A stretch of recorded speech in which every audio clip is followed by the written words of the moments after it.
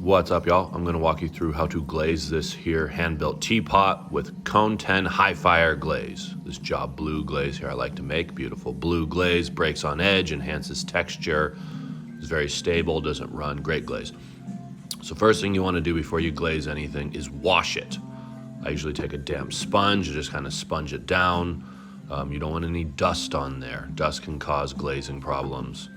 You can also clean your piece by blowing it with an air compressor or washing it completely, but if you wash it completely, you have to give it time to thoroughly dry. If your piece is wet, it won't take glaze well.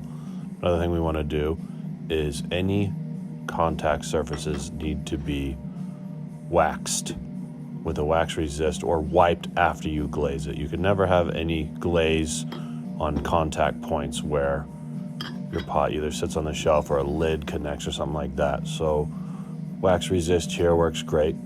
You just come along and brush it on to where you don't want any glaze. If I have glaze in between my lid there and I fire it, what's going to happen? My lid's going to stick to my teapot. So you can come through with wax resist.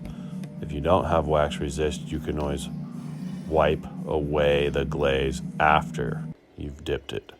So I'm going to go ahead and mix up the glaze here. Always make sure your glaze is well mixed before you use it. I formulate all the glazes so that you could just dip your piece in. One quick dip in and out would be a great application. So I'm going to use the tongs here. First thing I'm going to do, dip my lid, hold it above the bucket, let it dry, blow on it a little, helps it dry a little quicker. The glaze will dry pretty fast. Once it's dry, you can handle it. Set that down. Now I'm going to dip my teapot here all the way up to the feet. Pull that out. Let it drip dry for a second. I can flip it around. I can do those little feet there. Dip in there. And once that's dry enough to handle, I can glaze the inside. Now I'm going to just kind of wipe away the glaze where the contact points are. I decided not to use the wax resist, where I can just wipe it away. You got to be careful when you use wax resist, because if you get the wax somewhere you don't want it on there, it's really hard to get off. So now I'm going to glaze the inside here. So I'm just going to scoop up some glaze. I'm just going to fill my little teapot up there to the top. Swirl it around a little bit just to glaze all the inside. Get it cover it all up, pour a little out through the spout, dump the excess out. Now what you can do here while the glaze is still, before it sets up, is blow through your spout right quick to help clear the holes that where your spout connects to your teapot body. If you remember from when we made it, there's some little holes there. If you make your holes too small, you'll glaze it up. You don't want to glaze your holes up. I got a lot of heavy texture on this pot, and there's some pieces where some air was trapped in some parts there, and so the clay's showing. So I'm just going to come in and paint in a little bit of glaze over those little spots that where an air bubble was trapped. So I can go through and do that. And then afterwards, when the glaze dry, you kind of buff it out with your finger like this a little bit. And that takes some of the pinholing out. Some glazes pinhole. It also helps give you a little more variation on your surface when you do that. And so you can also kind of use some tools to scratch away. If you didn't wax resist, you're going to have to spend quite a bit of time cleaning all the glaze off of those places where your lid sits. Because even just the smallest little bit of glaze there will cause your lid to stick on there when your piece is fired in the kiln. I do have a few little tricks to get lids off that have some glaze in there and get stuck.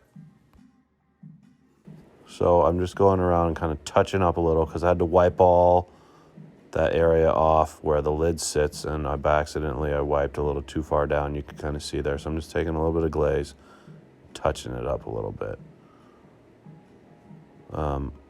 After I've come through and touched this area up here and it's dry, I can then again buff it a little bit with my finger to help the glaze blend together better, like that. So if you did clog up the holes where your spout connects, you can get some hot water with that tool there, snot sucker tool, and blow hot water down into there, and that might help clear your holes out. And then just dump the excess water out of there. So that's a good trick if you've clogged your holes. So now that's all cleaned up. Got my feet wiped off, got the lid all wiped off, no glaze there. So after I fire, it should look a little something like that. Again, that's the Job Blue Glaze. Here's some other cool techniques. I waxed that, or I wiped it, can't quite remember. But I dipped that teapot and then wiped all the glaze off so that the remaining glaze was trapped down in all the textures that I created on the surface of that teapot. It's kind of a fun technique. Lets the clay shine through a little. And again, these glaze tongs come in really handy. We got a number of those in the studio, where you could just kind of grab your piece, your bisqueware there, grab it with the tongs, and then you can dip it. And then once it's dried, then you can handle it to wipe off the foot, or you can do it right away. So on a sponge, that piece there was actually double dipped in 2 different glazes. You can do a lot of double dipping. Some glaze combinations look really cool and some don't. Those are the glaze tongs again. Here is a Shino glaze with a little bit of Hamada. I just held onto the foot on that one and dipped it. And once the Shino dried, I brushed on a little bit of the Hamada glaze. Again here, this is that purple glaze. It's an iron blue. Always remember to wipe the foot after you've glazed it. And then I dipped that in a glaze called Runny Gold. The Runny Gold over the iron blue makes that kind of cool look. This here cup was dipped in a Shino glaze. Once the Shino glaze was dry, we took some iron oxide and did that swirl on there. And then we waxed over the iron oxide and dipped it in another glaze, Wright's Green. And the Wright's Green over the Shino makes that cool turquoise color. And this here is just iron oxide wash. So bisque cup, put your iron oxide on there and wipe it away. And then I just glazed the inside there.